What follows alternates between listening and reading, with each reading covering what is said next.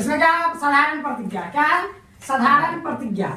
एक समकोण त्रिभुज में कर्ण का वर्ग अन्य दो भुजाओं के वर्गों के योगफल के बराबर होता है। क्या है एक समकोण त्रिभुज में कर्ण का वर्ग अन्य दो भुजाओं के वर्गों के योग के बराबर होता है।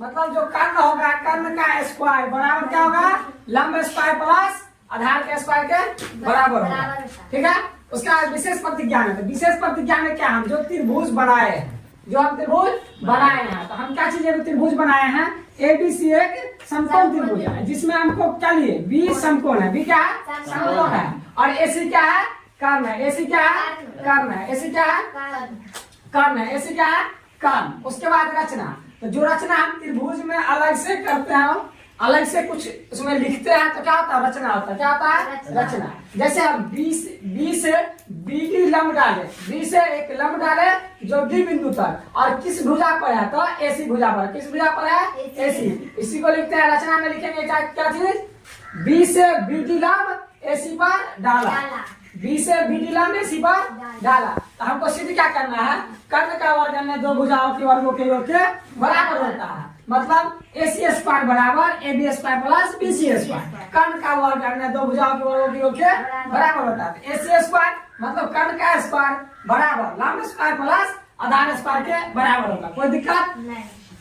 अब देखो परमाण में क्या होता था, हम पहले क्या करेंगे, एक इसमें त्रिभुज लेंगे छोटा वाला ए डी और बी, त्रिभुज क्या लेंगे ए डी बी, और उसका तुलना किससे करेंगे बड़ा वाला त्रिभुज ए बी सी के साथ, ए बी सी के साथ, ए बी सी के साथ तुलना करेंगे। देखो त्रिभुज ए डी बी तथा त्रिभुज ए बी सी में क्या होगा, कोण बी ए डी बराबर कोण बी ए सी बराबर उभयनिष्ठ कोण। उभयनिष्ठ कोण देखो एक छोटा भी त्रिभुज में आता है, बी डी ए आता है और फिर ए बी सी आता है, दोनों त्रिभुज में जहाँ कोण एक तो आया, यही होता है क्या चीज उभयनिष्ठ होता है। क्या होता है उभयनिष्ठ। फिर कोण ए डी बी बराबर कोण ए बी सी समकोण बराबर 90 डिग्री, बराबर 90 डिग्री। तो कोण डी भी कितना डिग्री का है 90 डिग्री का, एक छोटा वाला त्रिभुज बना रहा है, और बड़ा वाला त्रिभुज भी कोण डी कितना डिग्री का 90 डिग्री का बना रहा है, तो समकोण होगा। इसीलिए ए समरूपता से त्रिभुज ए डी बी समरूप त्रिभुज ए बी सी होगा। कोई दिक्कत, त्रिभुज ए बी सी समरूप त्रिभुज B D B A D. ठीक है, उसके बाद देखो पुनः क्या किया, हम ऊपर वाला एक त्रिभुज लिए थे, अब लेंगे नीचे वाला त्रिभुज। क्या लेंगे नीचे वाला, तो नीचे वाला त्रिभुज क्या होगा बी डी सी तथा त्रिभुज क्या होगा बड़का वाला ए बी सी के साथ तुलना करेंगे। फिर इसमें कोण सी बराबर कोण सी उभयनिष्ठ कोण, बीच में जब लिखा जाता है उसको कोण पढ़ेंगे, तो कोण सी बराबर कोण सी क्या होगा उभयनिष्ठ। नीचे वाला भी त्रिभुज में आएगा और बड़ा भी त्रिभुज में आएगा। ठीक है, उभयनिष्ठ कोण।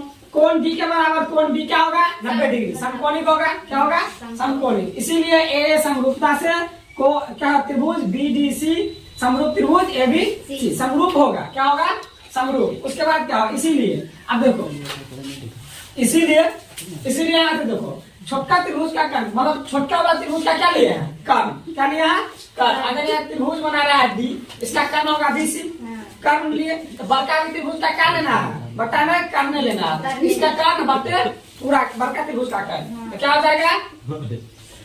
हो जाएगा बीसी बटा बीसी बराबर एसी बटा बीसी।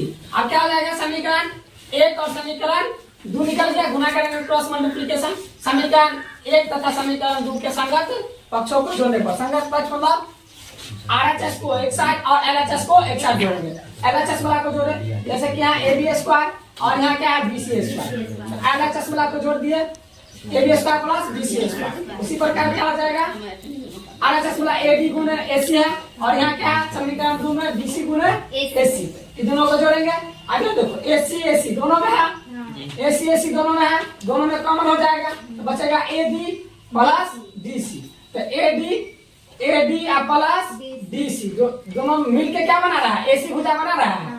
तो इसी चूंकि एसी बराबर A D plus D C, तो हम A D plus D C का मान एसी रख सकते हैं। ठीक है, आ जाएगा A B square plus B C square बराबर एसी गुणे एसी। इसीलिए एसी को एसी से गुना करेंगे तो एसी स्क्वायर बराबर A B square plus B C square. कोई दिक्कत नहीं।